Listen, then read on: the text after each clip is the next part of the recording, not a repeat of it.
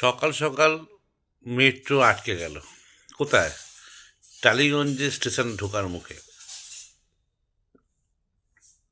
কি না, metro rake আর চলছে না।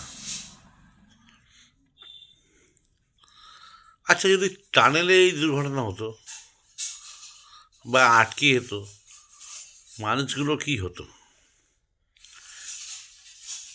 এর কোনো প্রতিবাদ নেই, কেউ কোনো প্রতিবাদ করলো না। শুধু ওই মেট্রোয় যারা ছিল তারাই প্রতিবাদ করলো।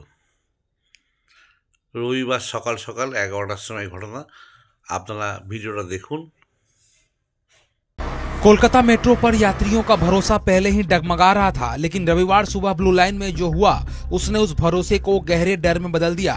करीब 11 बजे शहीद खुदीराम से दक्षिणेश्वर जा रही मेट्रो में सवार यात्रियों के लिए यह सफर एक भयावह अनुभव बन गया, जिसे वे शायद ही कभी भूल पाएंगे। घटना की शुरुआत महानायक उत्तम कुमार यानी टॉलीगंज मेट्रो स्टेशन में प्रवेश करने से ठीक पहले हुई। अचानक तेज झटके के साथ मेट्रो ट्रेन रुक गई। इसके बाद ही कोच के भीतर सभी लाइट और एयर कंडीशन सिस्टम बंद हो गए। सभी यात्रियों को समझ आ गया कि मामला गंभीर है। इसके बाद करीब 12-13 मिनट तक सभी यात्री अनिश्चितता और डर के बीच फंसे रहे। मेट्रो प्रशासन की ओर से न तो कोई घोषणा हुई और न ही सेवा बहाल होने का कोई संकेत दिया। इसके बाद हालात और बदतर होते चले गए। लगभग 10 मिनट और बीत गए। बंद कोच में बिना एसी के दम घोटू स्थिति बन गई। कई यात्री हांफने लगे। लोग एक दूसरे से कहने लगे कि कम से कम दरवाजे खोल दिए जाएं ताकि सांस ली जा सके, लेकिन मेट्रो कर्मियों की ओर से कोई प्रतिक्रिया नहीं मिली।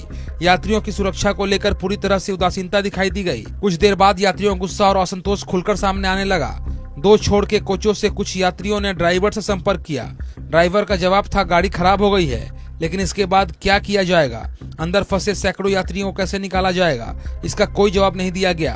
इस बेरुखे जवाब से यात्रियों का आक्रोश और बढ़ गया। हालात इतने बिगड़ गए कि कुछ यात्रियों ने खिड़कियों पर जोर जोर से हाथ मारते हुए कहा कि उन्हें सांस नहीं आ रही है और अगर दरवाजा नहीं खोला गया तो वे शीशा तोड़ देंगे। तब तक करीब 35 मिनट बीत चुके थे। यात्रियों ने आपातकालीन दरवाजा खोलने की कोशिश की, लेकिन वह भी नहीं खुला।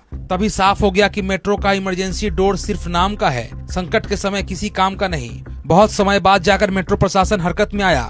यात्रियों को बताया गया कि वे सभी टॉलीगंज की दिशा वाले कोच की ओर बढ़ें और वहीं से बाहर निकाला जाएगा। थोड़ी राहत की उम्मीद से यात्री अंधेरे कोचों के भीतर लंबा सफर तय करने लगे।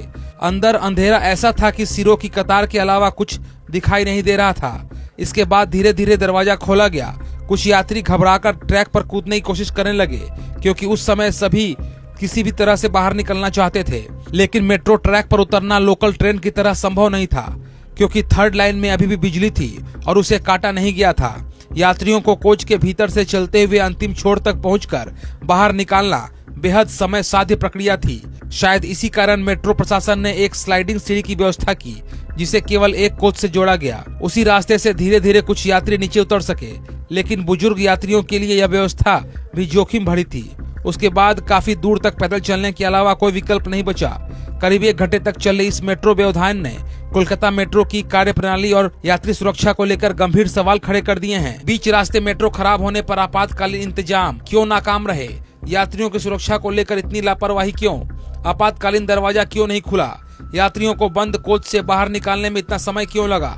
यह घटना महज तकनीकी खराबी नहीं, बल्कि प्रबंधन की विफलता, त्वरित निर्णय लेने में कमी और यात्रियों के प्रति उदासीन रवैये का उदाहरण है। जो लोग दिन भर मेहनत के बाद सुरक्षित और समय पर घर लौटने के लिए कोलकाता मेट्रो पर भरोसा करते हैं, उनके प्रति जवाबदेही तय करना अब मेट्रो प्रशासन की जिम्मेदारी है।